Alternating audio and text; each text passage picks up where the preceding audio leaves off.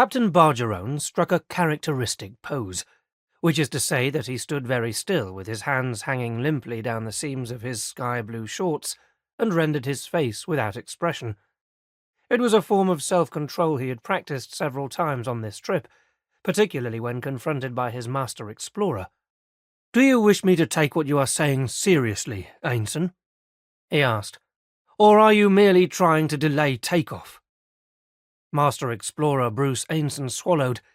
He was a religious man, and he silently summoned the Almighty to help him get the better of this fool who saw nothing beyond his duty.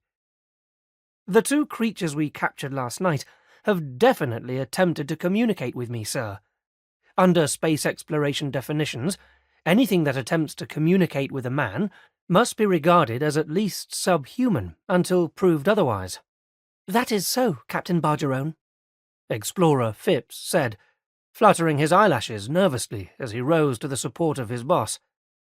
"You do not need to assure me of the truth of platitudes, Mr. Phipps," the captain said. "I merely question what you mean by attempt to communicate.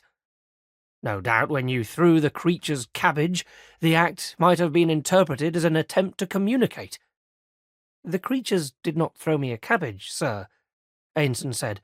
"They stood quietly on the other side of the bars and spoke to me." The captain's left eyebrow arched like a foil being tested by a master fencer. "Spoke, Mr. Ainson? In an Earth language? In Portuguese? Or perhaps Swahili?" "In their own language, Captain Bargerone.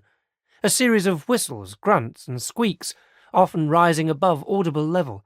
Nevertheless, a language, possibly a language vastly more complex than ours." "On what do you base that deduction, Mr. Ainson?" The Master Explorer was not floored by the question, but the lines gathered more thickly about his rough-hewn and sorrowful face. "On observation. Our men surprised 8 of those creatures, sir, and promptly shot 6 of them. You should have read the patrol report. The other 2 creatures were so stunned by surprise that they were easily netted and brought back here into the Mary Stopes. In the circumstances, the preoccupation of any form of life would be to seek mercy, or release, if possible. In other words, it would supplicate.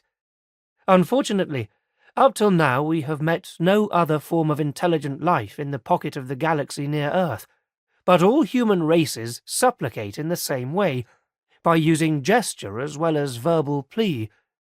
These creatures do not use gesture. Their language must be so rich in nuance that they have no need for gesture, even when begging for their lives." Captain Bargerone gave an excruciatingly civilized snort. "Then you can be sure that they were not begging for their lives.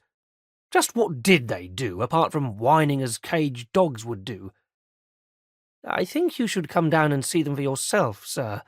It might help you to see things differently."